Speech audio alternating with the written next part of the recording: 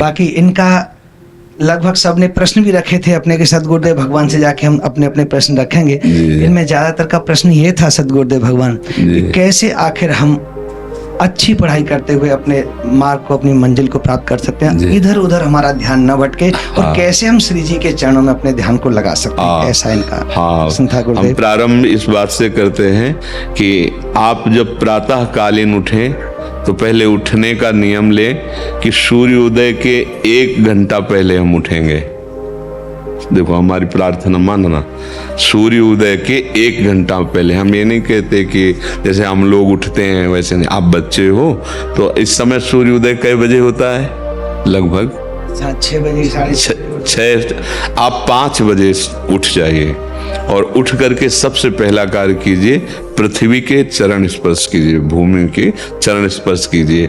और फिर आप जिस आसन पर बैठे हैं, देखो ध्यान से हमारी तरफ सुनना, जिस आसन पे बैठे हैं, जिस पे शयन किए थे, जिस सैया पर सोए थे, पृथ्वी को प्रणाम करने के बाद उसी सैया में 5 मिनट केवल बैठ जाइए और 5 मिनट बैठकर 5 संतों का नाम ले लीजिए।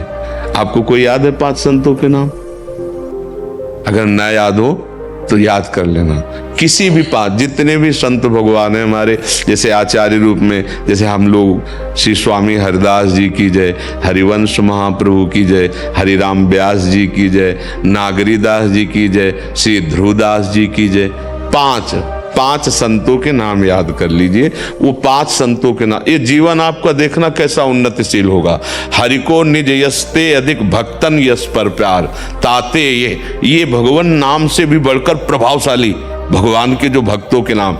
इसके बाद नीचे उतरिए और पहले जो अपने माता पिता, अगर वो शयन कर रहे हैं तो कोई बात नहीं है, अगर वो शयन नहीं कर रहे हैं तो पहले जाकर माथा रखकर उनको प्रणाम कीजिए, उनके चरण। अगर हमारी बात मानोगे तो देख लेना तुम्हारा जीवन कैसा बनेगा। इसके बाद आधा लीटर या 1.25 लीटर जितना आप जल पी सकते हैं, उस जल को आप हल्का सा गर्म करवाइए अपने माता पिता से, जो भी आपकी सेवा में हो, या अगर आप स्वयं कर सकते हो तो स्वयं हल्का सा। अगर 500 ग्राम पी जाए तो और अच्छी बात है, और इससे ज्यादा पी जाए तो अच्छी बात है। वज्रासन में बैठना आता है? वज्रासन जानते हो आप लोग? कैसे हमें बैठ के दिखाओ। नहीं, ये पद्मासन है। देखो वज्रासन, वो देखो बैठ रहे हैं, ये दोनों पैरों को ऐसे करके इससे बैठकर जल पिया जाए। ये आपके ब्रह्मचर्य की रक्षा करेगा, कब्ज नहीं होने देगा, और आपके मस्तिष्क की गर्मी को ठंडा करेगा।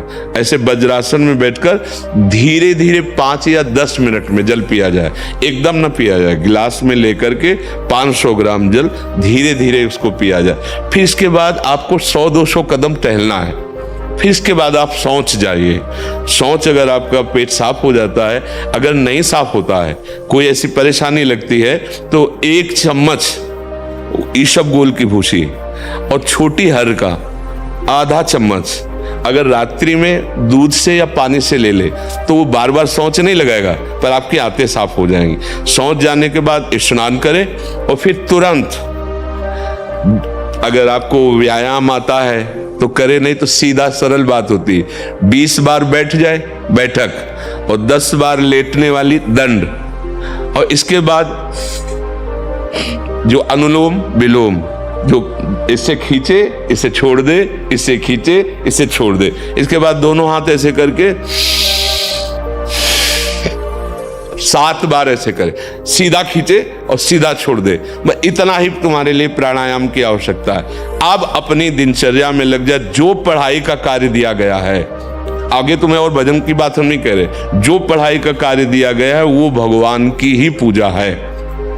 आपकी दिनचर्या जो आपको अपने गुरुजी या टीचर जी को जाके प्रमाणित करनी है, कल जो पढ़ाई गई थी आज के लिए, वो आप सुबह सुबह उस समय व्यायाम के बाद, तो आप देखना आपकी स्मृति बहुत प्रवीण हो जाएगी।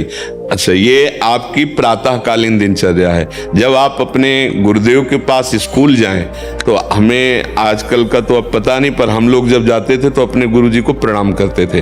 होता है प्रणाम? होता है अभी प्रणाम करते हैं? मतलब आप क्या करते हैं जब सुबह स्कूल जाते हैं, क्या करते हैं गुरु भगवान को बताओ?